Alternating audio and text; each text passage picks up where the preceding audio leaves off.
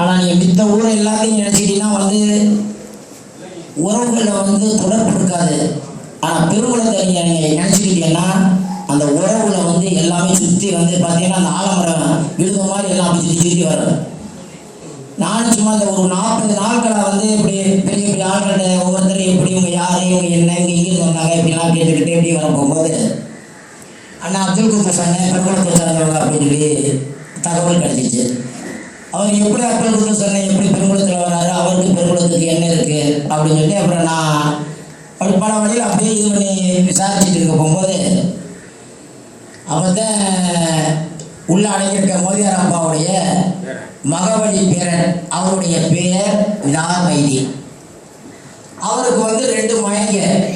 ஒரு மகன் பேர் வந்து மைதீன் அலி பிச்சை, இன்னொரு மகன் பேர் ஷேக் ஹுசேன். அந்த மைதீன் அலி பிச்சைக்கு வந்து மரியம் என்ற ஒரு பெண் மகனும் ஒரு மகன் வந்து இந்த ஊரை விட்டு அப்பவே போயிட்டாங்க. அந்த மரியம்மனுடைய கணவர் தான் இந்த மரியாதைக்குரிய மாமன் இப்ராஹிம் அவர்கள் என்பதை தெரிந்து கொள்ளுங்கள். ஷேக் ஹுசேன் இப்போதான் இதான் கதை.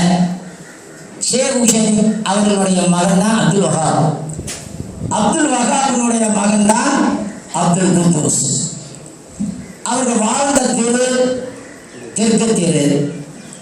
அவர் பிறந்த இடம் இப்பொழுது நான் கட்டியிருக்கிற வீட்டுக்கு மேற்கு பக்கத்தில் இருக்கின்ற பாத்திமா காணி பாத்திமா காணியினுடைய இடத்துல நம்ம அப்துல் குத்தூஸ் பிறந்தாங்க. இப்போ எல்லாருக்கும் தெளிவாக புரிஞ்சுக்கிட்டீங்க. அப்துல் குத்தூஸ் சொந்த சாதம் சொல்றது அல்ஹம்துலில்லாஹ். அடுத்த விஷயம் இப்போ வர்றதுக்கு வந்து பாருங்க, அதுவும் மோதியார் வேலி பிறந்தேன். மோதியார் வேலியில் வந்து பாருங்க அவருக்கு 6 பொம்பளை பிள்ளைய. கொஞ்சம் சவுண்டா குறைச்சின்னா நான் சொல்றேன் உங்களுக்கு.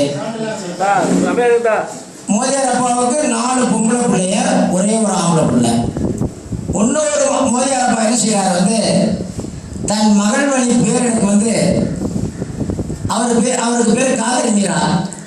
அவருக்கு எங்கே பொண்ணு எடுக்கிறாருன்னா நம்ம ஊர்ல நிறைய இடத்துல பொண்ணை கொடுக்கறது அந்த காலத்தில் நம்ம கொல்லிவாயர் வீட்டில் சம்மந்தம் பண்ணப்படுகிறது. அந்த கொல்லிவாயர் வீட்டில் சம்மந்தம் பண்ணி அவர்கள் மூலமாக அந்த காதல் மீராவிற்கு வந்து பக்கீர் முகமது ராவுத்தர், காசிம் ராவுத்தர், இப்ராஹிம் ராவுத்தர் என்ற மக்கள் பிறக்கிறாங்க. காசிம் ராவுத்தருடைய மகன் அண்ணன் KM அவர்கள். அந்த காதல் மீராவோட பிறந்தவர் முகமது தம்பீன் என்ற ஒரு சகோதரர். ஆனால் என்ன ஒரு ஒற்றுமையை பார்க்குறீங்கன்னா இந்த காதல் மீரா வந்து எப்பவுமே அவருக்கு வந்து 24 மணி நேரம் பள்ளி. அவருக்கு வந்து பெரிய ஆசை எப்படின்னா ஹஜ்ஜுக்கு போகணும் அப்படின்னு சொல்லி. அப்போ வந்து எவ்வளோ நான் சொல்றது எப்படின்னு சொன்னா 1901, 2 இந்த காலகட்டத்தை பற்றி நான் சொல்லிட்டு இருக்கேன். அப்போ அந்த காதல் மீரா வந்து ஹஜ்ஜுக்கு போகணும்னு சொல்லும்போது முகமது தம்பி வந்து பெரிய உழைப்பாளி. நம்ம பொதுவாக நீங்கள் பக்கத்தில் இருக்கிற அந்த பகுதிகளோட சொத்துக்கள் எல்லாம் அவரோட சொத்துக்கள். அவர் வந்து கடுமையான உழைப்பாளி. அவர் என்ன செய்யறாரு, தன் அண்ணன் ஹஜ்ஜுக்கு அனுப்பணும் அப்படின்னு ஆசைப்பட்டு என்ன செய்யறாரு, கொஞ்சம் கொஞ்சமா காசு சேர்க்கிறாரு. காசு சேர்த்து என்ன செய்யறாரு, தன் தம்பியை வந்து என்ன செய்யறாரு ஹஜ்ஜுக்கு அனுப்புறதுக்காக. அப்ப ஹஜ்ஜுங்கிறது இப்ப அதே போறான் அதே வந்துடான் அப்படின்னு சொல்றாங்க. அப்படி மாதிரி கிடையாது. ஒரு மனிதர் ஹஜ்ஜுக்கு புறப்பட்டு சென்றால் போய்விட்டு வந்தால்தான் நிச்சயம். சுமார் 1 வருட காலங்கள் ஆகும். அப்ப அந்த நேரத்துல வந்து நம்ம ஊர்ல இருந்து 2 பேர் தயாராகிறாங்க. ஒருத்தர் காதல் மீரா, அன்னைக்கு எங்க மாமா சொன்னாங்க. அவங்க வீட்டுக்கு எதிர்த்தாங்க பக்கத்துல பேர் கூட சொன்னாங்க பக்கீர் முகமது சொல்லி. அவங்க 2 பேரும் ஹஜ்ஜுக்கு கிளம்புறாங்க. இப்ப ஹஜ்ஜுக்கு உங்களை கூப்பிட்டு போறதுக்கு வழிகாட்டி யாரு அப்படின்னு போகும்போது ராமநாதபுரம் வண்டிப்பூர் அத்தா பக்கீர் முகமது காதல் மீரா 2 பேரும் நம்ம ஹஜ்ஜுக்கு கிளம்புறாங்க. இவங்களை யாரை கூப்பிட்டு போறாங்க, அது இவருக்கு மிஸ்கின் ஆலிசா, ராமநாதபுரம் செய்யாருடைய தகப்பனார். அப்ப அந்த காதல் மீரா துவா செஞ்ச சொன்னாரா, நான் ஹஜ்ஜுக்கு போறதெல்லாம் வந்து தம்பி அம்மா 1 நாள் தானே நான் ஹஜ்ஜுக்கு போறேன்.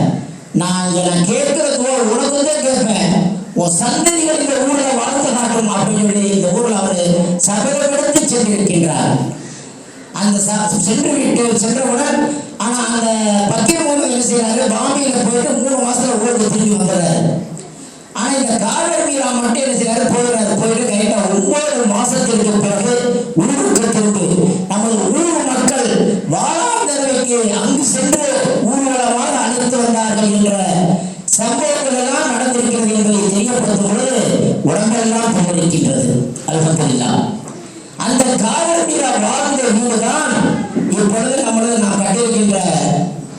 மதுசா அவர்களின் என்று ஆரம்பிச்சிருக்கோம். அன்னைக்கே படிக்கிறாங்கல்ல அந்த மதுசா அவருடைய துவா தான் இன்னைக்கு இவர்கள் எல்லாம் இந்த ஒரு வளர்ச்சியில் இருக்காங்க.